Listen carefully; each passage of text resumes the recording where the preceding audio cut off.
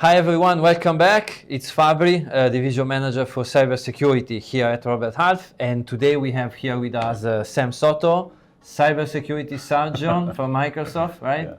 Welcome, Sam. Thank you, Fabri. Thank you everyone for being here and giving us some of your time.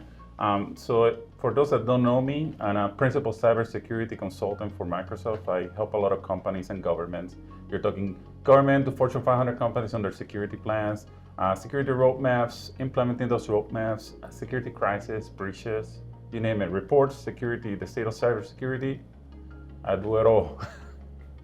Thank you for having me. My pleasure.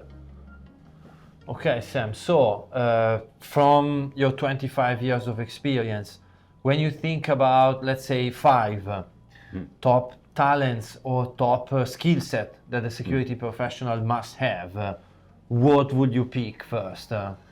That's a really good question.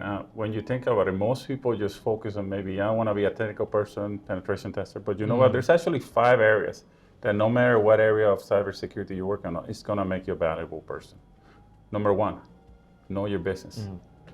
When you go into an environment, you have to understand what the business, how it makes money, how any legal requirements, right? Any impacts to the revenue by public perception. That's going to shape what the leadership is going to tell you to do, what your security efforts are supposed to look like.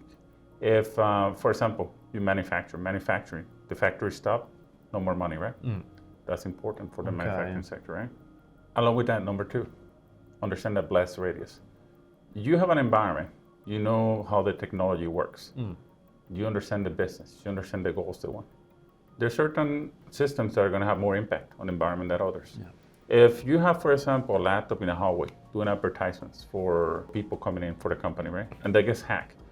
It's a little bit bad, but not as bad as if you have an ID system that gets impacted, right? That means people can't log in, can't do their work. You're losing revenue, right? So that's very important. Number 3, speak the lingo. Okay.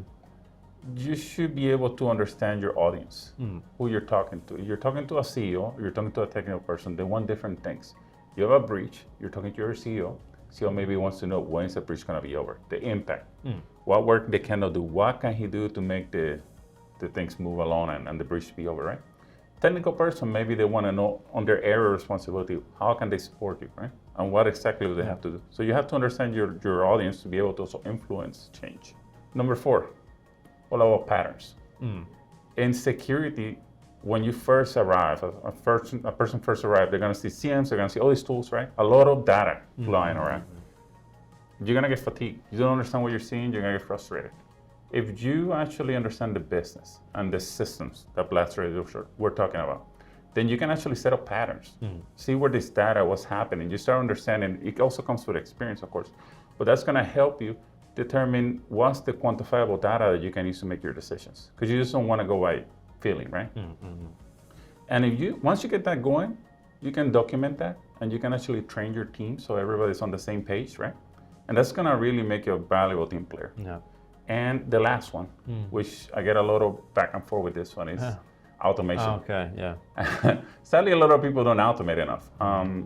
There's a lot of people that spend a lot of time in low impact activities, things that don't bring that much value to the business. You're there in that role to bring impact and a lot of value to your business. So focus on that stuff, the high impact stuff. Let the tools out there do the work for you. That low impact stuff, that Excel sheet, that presentation, right? Now we have AI that can do a lot of it for you, right? And you can just spend a little time checking and then proceed with the high impact stuff, right? So. Thank you, Sam.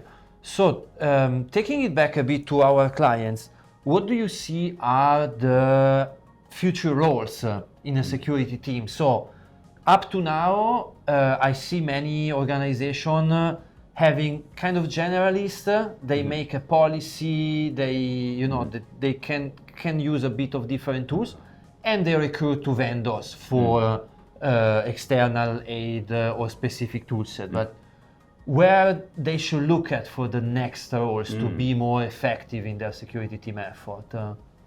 Interesting question. So if you think about it right now, what you're seeing in the news all over is AI. AI is not a fad, AI is here to stay.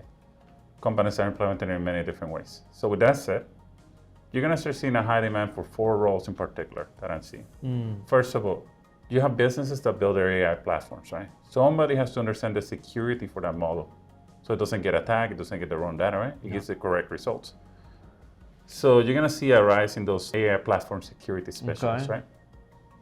A second role that you're gonna see a lot, you're gonna see a lot of security tools implementing AI now. You're talking about the data they're seeing, analysis, seeing patterns, doing a lot of that extra work for you, right? And give you the output. So you're gonna need people that really understand these models. Need to understand how to feed the data correctly, what data to feed, how to write those prompts to ask the correct questions, right? And how to get this data the right way to feed it to something like automation. So you can do something automated with it, right? Another role I'm seeing, which is it's kind of like old, but it's making a comeback in a way, is the cloud-based platform security people. Okay. A lot of companies moving to the cloud, they use cloud, maybe they use a mix, and they tend to try to implement on-premises security to the cloud.